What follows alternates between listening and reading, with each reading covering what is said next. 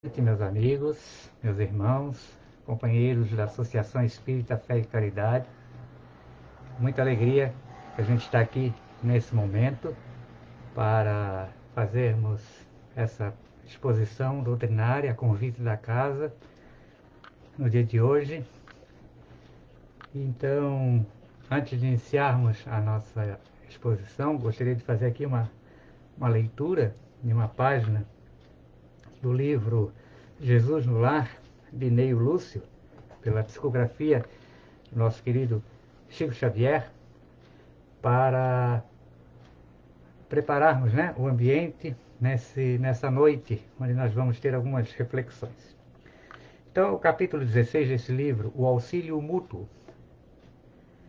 Diante dos companheiros, André leu o expressivo trecho de Isaías e falou comovido quanto às necessidades da salvação.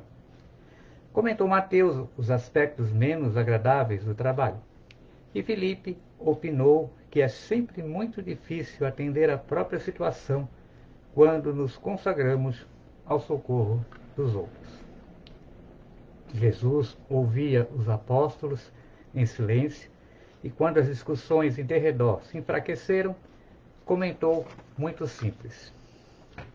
Em zona montanhosa, através de região deserta, caminhavam dois velhos amigos, ambos enfermos, cada qual a defender-se quanto possível contra os golpes do ar gelado, quando foram surpreendidos por uma criança semi-morta na estrada ao sabor da ventania do inverno. Um deles fixou o singular achado e clamou irritadiço: "Não perderei tempo. A hora exige cuidado para comigo mesmo. Sigamos em frente." O outro, porém, mais piedoso, considerou: "Amigo, salvemos o pequenino. É nosso irmão em humanidade." "Não, não posso", disse o companheiro endurecido. "Sinto-me cansado e doente. Este desconhecido seria um peso insuportável. Temos frio e tempestade e precisamos ganhar a aldeia próxima sem perda de minutos." E avançou para diante em largas passadas. O viajor de bom sentimento, contudo, inclinou-se para o menino estendido, demorou-se alguns minutos, colando-o paternalmente ao próprio peito e, aconchegando-o ainda mais, marchou adiante, embora menos rápido. A chuva gelada caiu, pela noite adentro, mas ele, sobraçando o valioso fardo, depois de muito tempo, atingiu a hospedaria do povoado que buscava. Com enorme surpresa, porém, não encontrou ali o colega que o precedera. Somente no dia imediato, depois de minuciosa procura, foi o infeliz viajante encontrado sem vida num desvio do caminho alagado. Seguindo à pressa e à sorte, com a ideia egoística de preservar-se, não resistiu à onda de frio, que se fizera violenta e tombou encharcado, sem recursos com que pudesse fazer face ao congelamento. Enquanto que o companheiro, recebendo em troca o suave calor da criança que sustentava junto do próprio coração, superou os obstáculos da noite frígida, guardando-se índene de semelhante desastre. Descobrira a sublimidade do auxílio mútuo, ajudando ao menino, abandonado, ajudara a si mesmo. Avançando com sacrifício para ser útil a outrem, conseguira triunfar dos percalços da senda, alcançando as bênçãos da salvação recíproca. A história singela deixara os discípulos surpreendidos e sensibilizados. Terna admiração transparecia nos olhos úmidos das mulheres humildes que acompanhavam a reunião, ao passo que os homens se entreolhavam espantados. Foi então que Jesus, depois de curto silêncio, concluiu expressivamente: "As mais eloquentes e exatas testemunhas de um homem perante o Pai Supremo são as suas próprias obras. Aqueles que amparamos constituem nosso sustentáculo. O coração que socorremos converter-se-á agora ou mais tarde em recurso a nosso favor. Ninguém duvide, um homem sozinho é simplesmente um adorno vivo da solidão. Mas aquele que coopera em benefício do próximo é credor do auxílio comum. Ajudando, seremos ajudados. Dando, receberemos. Esta é a lei divina. Então, esta mensagem, né, desta obra, Jesus no Lar, serviu para prepararmos o nosso ambiente e convidamos agora a todos para fazermos uma oração, pedindo ao Senhor da vida, aos bons espíritos, nossos mentores, os mentores da Associação Espírita Fé e Caridade, para que nos aconcheguem nas suas vibrações de paz, de amor, de harmonia, para que possamos formar uma grande corrente fluídica que vai nos unir, nos trazer bênçãos de paz, de espiritualidade, de compreensão, de consolo, amenizando nossas dores, preparando o nosso ambiente para as reflexões que faremos na noite de hoje. Que possamos, Senhor, contar com a presença amiga de nossos queridos irmãos do mundo maior, para que a noite de hoje transcorra num clima de muita paz, serenidade e reflexão. Obrigado. Em teu nome, queremos iniciar a nossa reunião da noite de hoje. Muito bem, meus amigos. Para quem ainda não me conhece, eu sou Rogério Silva. Eu participo do Núcleo Espírita de Arte, NEA, né, que inclusive durante muito tempo teve por sede, né, a nossa querida associação. A gente chama esta casa, né, como a nossa segunda casa. Hoje nós temos a nossa sede própria, mas durante 24 anos a gente esteve presente, né, todos os domingos aí na associação. E com muita alegria a gente recebe o convite, né, do Departamento Doutrinário, nossa irmã Fabiana, que pediu para que a gente estivesse aqui hoje conversando com os amigos para tratarmos do tema O Cristo Consolador. Esse é o título do capítulo 6º do Evangelho segundo o Espiritismo. E Kardec, né, quando começa a desenvolver este tema, ele apresenta, né, um trecho de Mateus, capítulo 11, versículos 28 a 30, onde nós vamos encontrar esta frase de Jesus, né, da qual nós vamos refletir um pouco sobre ela na noite de hoje, que fala sobre a questão da consolação. E principalmente nesses dias, né, tão tumultuosos que a gente está vivendo atualmente, né, a gente está vendo tanta coisa acontecendo simultaneamente, né? Nós estamos vendo aí a pandemia, nós vivenciamos aí na semana passada aquele ciclone, né? E, enfim, tantos problemas que parece que se avolumam, né, numa hora só, né? Parece que se acumulam todas essas adversidades e a gente fica até se pensando, meu Deus, o que está acontecendo? Né? Será que é o sinal dos tempos? Será que Deus se esqueceu de nós? Está mandando tantas coisas negativas, né? Tantas tragédias, tantos problemas ao mesmo tempo? Será que nós estamos capacitados para isso? Será que a gente tem forças para superar toda essa maré, né, de negatividade, assim? E então a gente precisa ter uma orientação, né, da doutrina espírita, dos espíritos, para nos fortalecer, né, para nos dar força, coragem, estimular a nossa fé, né, para que a gente compreenda melhor a situação do momento que nós estamos atravessando, né? E não é gratuito, a gente sabe disso, né? Não é fortuito, não é por acaso, né? Tudo tem um sentido, tudo tem uma lógica, né? Tudo tem uma razão. Mas vamos ler então esta frase de Jesus, né, dita naquele contexto, naquele momento, mas que serve com certeza para os dias atuais, né? Vinde a mim, todos vós que estáis aflitos e sobrecarregados, que eu vos aliviarei. Tomai sobre vós o meu jugo e aprendei comigo, que sou brando e humilde de coração, e achareis repouso para as vossas almas, pois é suave o meu jugo e leve o meu fardo.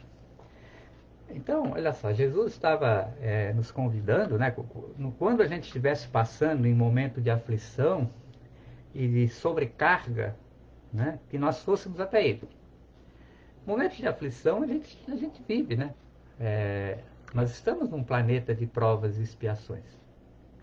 A expiação, a provação, o que são? São situações, são desafios, né? São situações que precisam fazer com que a gente supere, né? Nos tira do nosso comodismo, né? Da nossa posição de conforto, né? É algum problema a ser resolvido, é alguma situação que precisa ser trabalhada, né? É um conflito, enfim, que a gente precisa superar, né? Nesse exercício de se superar, de passar por esse momento difícil, a gente acaba se desenvolvendo espiritualmente, moralmente, intelectualmente, né? Quando as coisas estão muito tranquilas, a tendência do comodismo, né? De estar tudo muito pacífico, a nossa tendência é relaxar, né?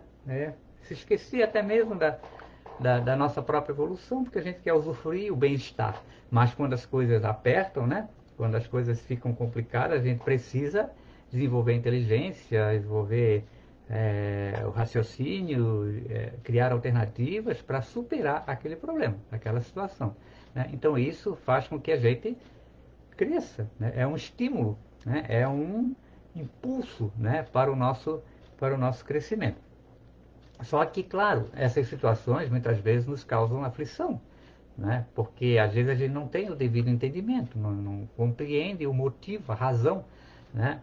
Dessa aflição. Quando a gente passa a entender, a compreender o porquê de estarmos aflitos, se torna mais fácil, porque a gente passa a entender a razão, né? Que há um objetivo, há uma razão, um princípio didático, né? Para o nosso crescimento espiritual. E vejam só que Jesus falou em aflição e sobrecarregado, né? Quer dizer, sobrecarregado é quem está com carga além daquilo que pode carregar, né? Então quer dizer que alguma carga nós temos que ter, né? Esse caminho não é fácil, né? A gente está aqui na Terra e está com uma certa carga, né?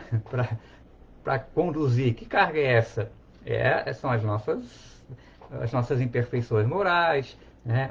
As nossas provações, as nossas expiações, que são consequências de erros, de inconsequências do nosso passado, né? De atitudes equivocadas que a gente teve no passado. Então essa carga é a nossa carga natural, que a gente tem que levar, né? Conduzir da melhor forma possível. Quando a gente se sente sobrecarregado, quando a gente sabe que parece que está além, né? Aí devemos ir em busca de Jesus, quer dizer. Então significa o quê? Que a solução dos nossos problemas não é assim, né? Qualquer probleminha que aparece, qualquer dificuldade, a gente tem que, Jesus me ajuda, Jesus... Não, muitas coisas nós temos que resolver por nossa própria conta, né? É o caminho natural, é o esforço natural. É exatamente o que acontece numa sala de aula, no processo de educação de um ser humano, né? De uma pessoa, desde a criança até a fase adulta, né? A criança, o aluno, enfim, ele precisa fazer prova, né? E não é o professor que vai responder por ele que tem que responder as questões, né? Para saber se ele aprendeu ou não. Então tem coisas que nos competem, né? A gente é obrigado a passar por determinadas provas, expiações.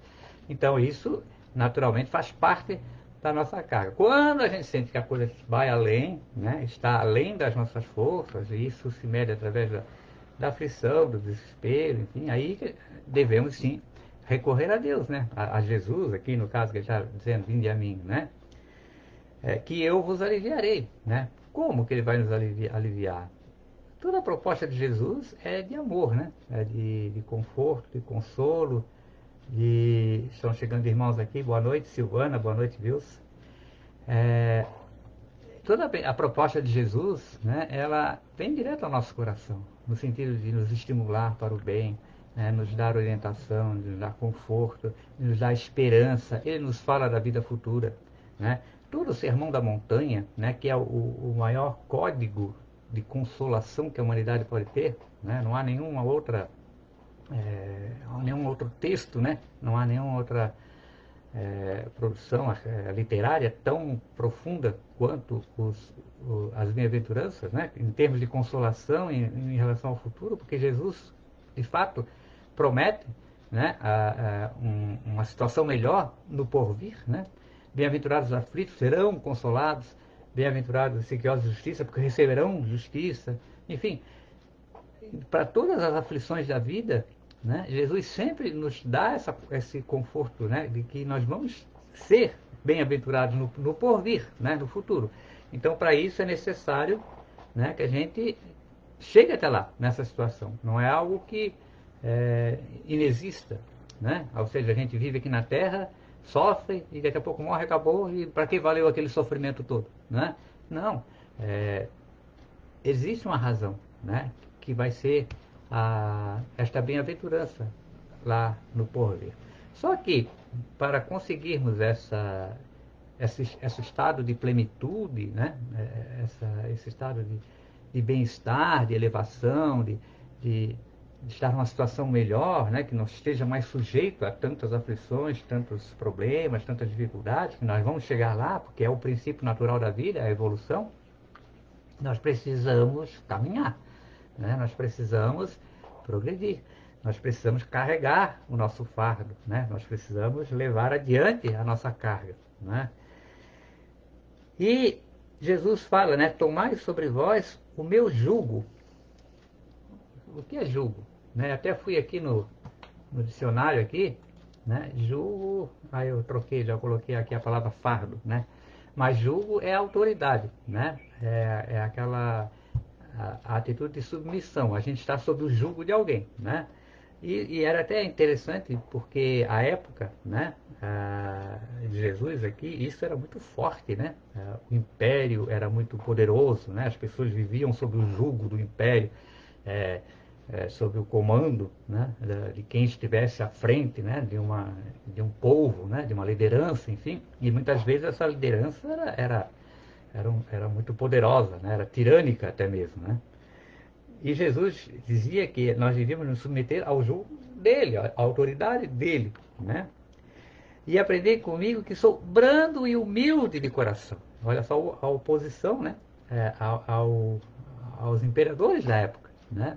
Aos poderosos da época, né? Aqueles a quem as pessoas se submetiam, né? Porque o jugo dele era suave, né? Porque ele era brando e humilde de coração, né? E achareis repouso para as vossas almas, pois é suave o meu jugo e leve o meu fardo. E aí eu procurei fardo também, né? São os encargos, as obrigações, as responsabilidades, os deveres, as incumbências, os compromissos. Nós temos isso, né? Para a nossa evolução, nós temos obrigações, nós temos responsabilidades, nós temos deveres, nós temos compromissos, né? Só que essas obrigações, responsabilidades, deveres, incumbências, enfim, são leves, né? E o que são essas obrigações, se não simplesmente o cumprimento da lei maior que Jesus vem nos ensinar? E essa lei prescrevia o quê? O amor ao próximo, né? A prática do bem, a prática da caridade, a transformação do nosso coração, né? Agirmos com bondade, com benevolência, com caridade. Esse é o jugo, esse é o nosso fardo, né? Essa é a nossa incumbência, essa é a nossa responsabilidade. Então, quando a gente age desta forma, né? Quando a gente cumpre essas obrigações, né? Esses compromissos, que são os nossos compromissos, o nosso jugo, né? Se torna mais suave, mais leve, né? E daí vem exatamente o aspecto consolador, porque aí a gente começa a entender a razão da nossa vida, da nossa existência. Jesus vai falar, e outra vez, em retornar a essa questão do consolo, quando ele nos promete, né, a vinda de um outro consolador, né? E isso foi registrado por João, em capítulo 14, né, versículos 15 a 17 e 26. E lá, Jesus já havia se apresentado como um consolador, né? E ele nos promete então a vida de um outro consolador, né? E aí ele diz, né? Se me amais, guardai os meus mandamentos. E eu rogarei ao meu Pai, e ele vos enviará um outro consolador, a fim de que fique eternamente convosco. O Espírito da verdade que o mundo não pode receber, porque não o vê e absolutamente o não conhece. Mas quanto a vós, conhecê-lo-eis, porque ficará convosco e estará em vós. O Consolador, que é o Santo Espírito, que meu Pai enviará em meu nome, vos ensinará todas as coisas e vos fará recordar tudo o que vos tenho dito. Então, olha só, Jesus estava prometendo a vinda de um outro Consolador. Ou seja, ele sentia a necessidade de que nós precisamos de alguém, de alguém que nos console, que nos conforte, que nos dê a força, que nos dê o impulso, que nos dê a força para vencermos as nossas grandes batalhas, né? Deixarmos as nossas aflições, né? As nossas sobrecargas, né? E nos consolar. E ele então faz essa promessa, mas essa promessa ele estabeleceu uma condição: se me amais, né? Aqueles que amavam Jesus, ou seja, aqueles que compreenderiam, que compreendessem a proposta de Jesus, né? Porque amar a Jesus, o que que é? É compreender a essência do seu ensinamento e procurar vivenciar aquilo que ele... É ser um seguidor dele, né? E se ele ensinava a caridade, se ele ensinava o amor ao próximo, então esse amar a Jesus é simplesmente fazer aquilo que ele fazia. É preciso ser um seguidor dele, compreender a profundeza, a grandeza da proposta filosófica de vida que ele nos trouxe, né? Então é para esses que o Consolador se destinaria, aqueles que compreendessem de fato a sua proposta, a sua mensagem, né? E ele então enviaria esse outro Consolador. Vejam só, ele estava falando em outro, significa que não era ele próprio que retornaria, mas sim um outro, né? A fim de que fique eternamente convosco. E aí a gente já pode imaginar que este outro Consolador, para que fique eternamente conosco, não pode ser uma pessoa como era ele, né? Boa noite, Rosemary, mais uma pessoa entrando aqui. Então, esse outro Consolador não poderia ser outra pessoa, né? Porque nenhuma pessoa fica eternamente conosco, né? Nem Jesus ficou. Então, o que fica eternamente conosco? Senão o conhecimento, a informação, né, que a gente adquire, e isso permanece conosco. O Espírito de verdade, esse é o Consolador, né, que o mundo não pode receber porque não o vê e absolutamente não o conhece. Naquela época era muito difícil as pessoas entenderem certas verdades, certas informações, que hoje para nós é muito mais fácil de nós aceitarmos e compreendermos. Por exemplo, a realidade do mundo espiritual. O Espírito, o que é o Espírito? Né? Hoje a gente já tem ideia, é, conceitos como energia, né? A quarta dimensão, a própria física está chegando, a física quântica está chegando em outros patamares, outros estágios da matéria. Né? Então é mais fácil a gente entender essa dimensão, coisa que na época de Jesus era praticamente impossível. Né? Como é que as pessoas... o mundo era muito concreto, né? Era muito matéria. Né? Então as concepções, né? As crenças. Então, de fato, naquela época era difícil Jesus falar da realidade espiritual. Ele falava em reino de Deus, ele falava na vida futura, né? Mas vida espiritual, espiritualidade, com todas essas minúcias, com todas essas... como o Chico Xavier nos trouxe, né, por intermédio da sua bibliografia, né, várias obras de André Luiz, trazendo, contando a realidade do mundo espiritual, por exemplo.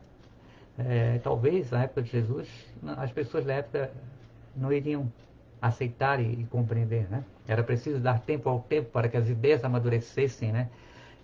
E assim o entendimento fosse melhor de ser adquirido, né?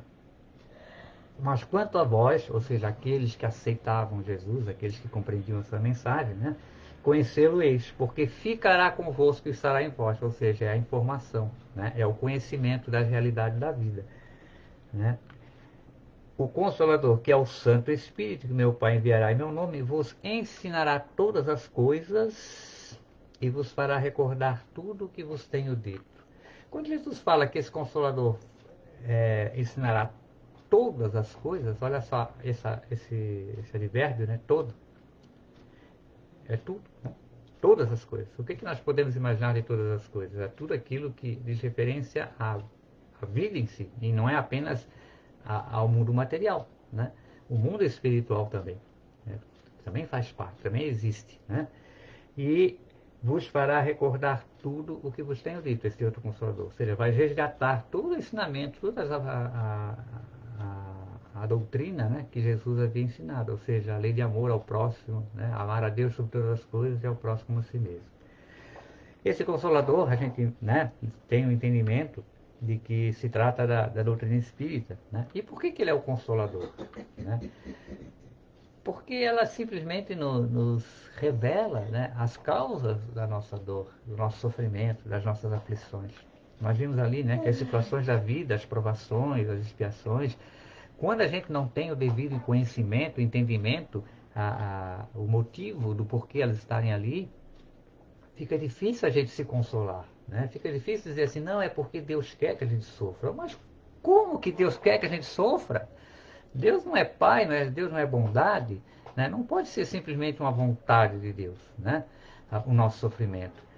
Se a gente sofre por alguma razão, tem que ter uma lógica isso. Partindo de Deus, se Deus permite que esse sofrimento, essas aflições estejam na nossa vida, é porque há um propósito, né? Há uma razão.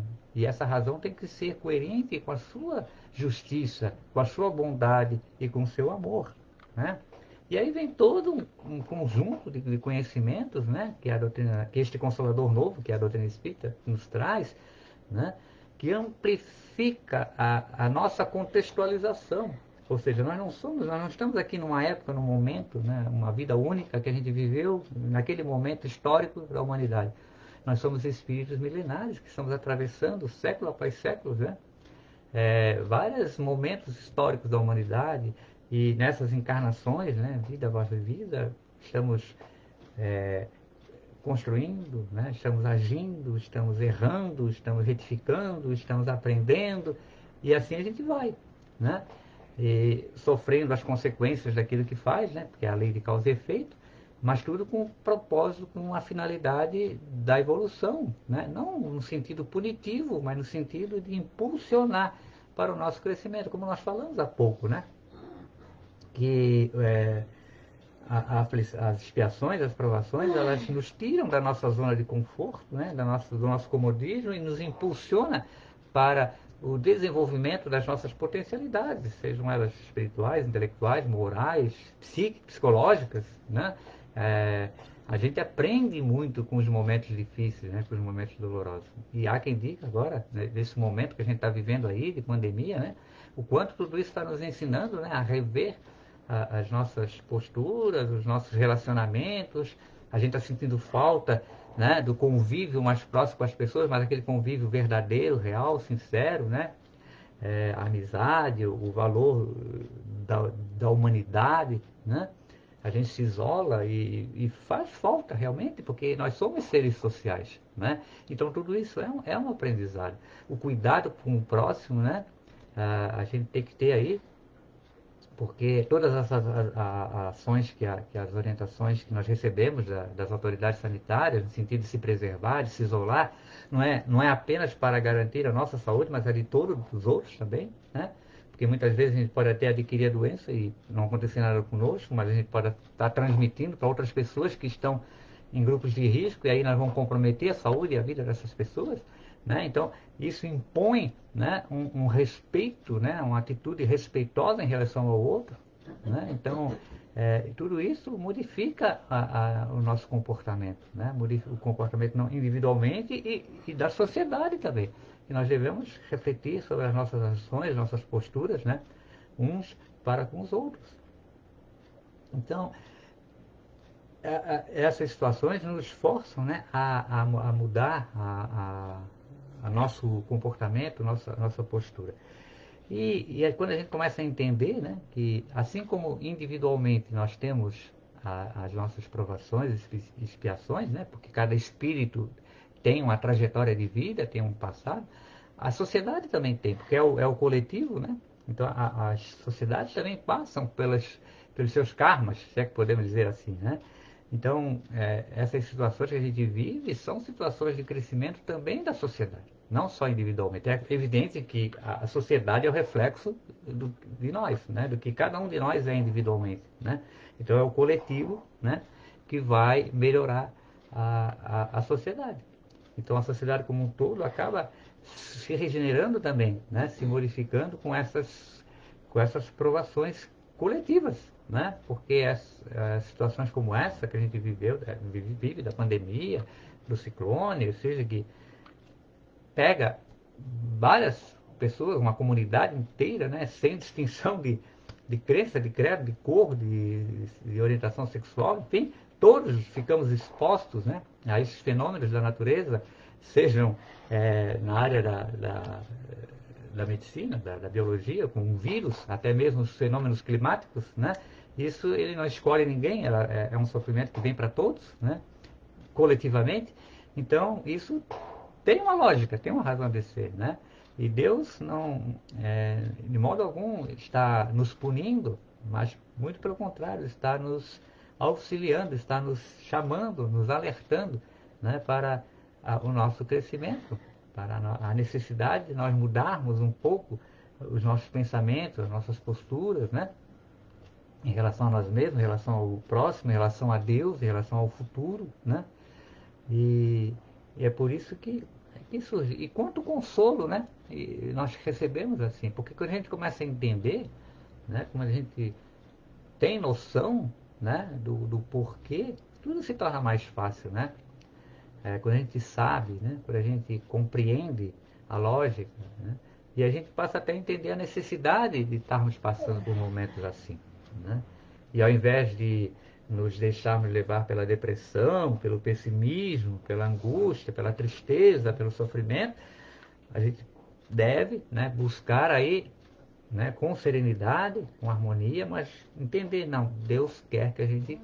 Isso é um desafio que a gente precisa superar, né, para que nós precisamos crescer. Alguma coisa estava errada em nossa conduta, na forma como estávamos conduzindo a nossa vida. Vamos tentar rever, vamos tentar modificar, né, vamos tentar olhar com outros olhos para entender o que Deus quer de nós nesse momento, né? O que a espiritualidade quer da gente, né? Diante dessas situações tão aflitivas, né? E sabendo nós da realidade do mundo espiritual, né? Como falou ali, Jesus disse que o Consolador nos ensinaria todas as coisas que significam todas as coisas do mundo material e todas as coisas do mundo espiritual. Quando a gente tem uma noção da realidade espiritual, que a vida real é a vida espiritual, né? Que a vida da terra é passageira, as intempéries que a gente vive são exclusivas do mundo material, né? Então, a gente passa a entender que a realidade real, a verdadeira mesmo, né, da vida é no mundo espiritual. Então isso aqui é um estágio, né? É um momento. Então isso fortalece a nossa fé, né? E é a fé que vai nos fortalecer, né? Essa certeza, esse conhecimento da realidade espiritual, da nossa destinação futura, né? Da felicidade que nos aguarda lá à frente, né? É isso que vai nos motivar, vai nos empurrar a sairmos desse nosso comodismo, né? Aí em busca de Jesus, né? Como ele citou ali, né? Vinde a mim. Então essa nossa ida a Jesus é a fé que vai nos impulsionar para lá. E essa fé, ela é movida pelo conhecimento, pela certeza, né? Que a gente tem de que o futuro que nós temos lá à frente é da bem-aventurança, do aconchego de Deus, né? Da plenitude espiritual. É isso que nos aguarda. Então a gente precisa se esforçar, né, por conquistar essa situação no porvir. Da mesma forma como um estudante, né, quando está na universidade, ele almeja a sua profissão, a sua formação profissional, só que para chegar lá ele precisa se dedicar, estudar, fazer as provas, enfim, né, passar anos e anos nas cadeiras da universidade, e aquilo muitas vezes exige um sacrifício da sua vida pessoal, né, muitas vezes ele tem que abrir mão do seu lazer, conviver com a família, tem que se dedicar aos estudos, aprofundar, mas ele está mirando, né, o seu futuro, porque ele quer, né, estar naquela situação de exercer uma função, um ofício, uma profissão, enfim, é o futuro dele. Então vale a pena, naquele momento, passar por certas restrições para chegar lá, né? Então assim também é a vida aqui na Terra, né? A gente almeja ter uma situação feliz no porvir. E haveremos de ter, sim, porque é o nosso destino. Foi para isso que Deus nos criou. Então é preciso ter esse engajamento desde já, né? Esse esforço, né? Esse empenho. Né? Por isso que Jesus não tira a nossa carga, ele tira a nossa sobrecarga. Né? Porque uma certa carga nós temos que levar, que são as nossas imperfeições morais, que precisam ser corrigidas, precisam ser trabalhadas. Né? A cada um segundo as suas obras, né? Conforme Jesus nos ensinou. Estamos quase no encerramento aqui, nós já estamos 8h30, né? Para encerrar, eu queria ler uma poesia de Antero de Quental, está no livro Parnaso de Além Túmulo, pela psicografia do nosso querido Chico Xavier, né? E o título da poesia, né? Consolai. Então ele vai nos dizer, né? Se eu pudesse, diria eternamente aos flagelados e desiludidos que sobre a terra os grandes bens perdidos são a posse da luz resplandecente. A dor mais rude, a mágoa mais pungente, os soluços, os prantos, os gemidos, entre as almas são louros repartidos muito longe da terra impenitente. Oh, se eu pudesse, iria em altos brados libertar corações escravizados sob o guante de enigmas profundos. Mas, dizei-lhes, ó vós que estáis na terra, que a luz espiritual da dor encerra a aventura imortal dos outros mundos. Esse é o grande consolo, né? Que a doutrina espírita vem nos trazer. A necessidade do momento expiatório da dor para atingirmos a glória do futuro, do porvir, para a qual está reservada a todos nós, né? Então, agradecemos a todos pela atenção, pelo carinho, agradecemos aos irmãos que nos acompanharam, agradecemos mais uma vez à Associação Espírita por essa oportunidade que nos dá, a Associação Espírita Fé e Caridade, de estarmos aqui nessa noite fazendo essas reflexões. Pedimos ao Senhor da vida que nos abençoe, que as suas bênçãos de paz, de luz, possam recair por todo o planeta Terra, nesses momentos de transição que estamos atravessando, muitas vezes aflitivos, dolorosos, mas que tenhamos a força, a fé, a coragem para vencermos essa grande batalha e conquistarmos a nossa libertação moral, intelectual, espiritual. Obrigado, Senhor. Em teu nome queremos encerrar neste momento, nosso momento de reflexão evangélica da noite de hoje. Um grande abraço a todos. Mais uma vez, muito obrigado. Nada de nada,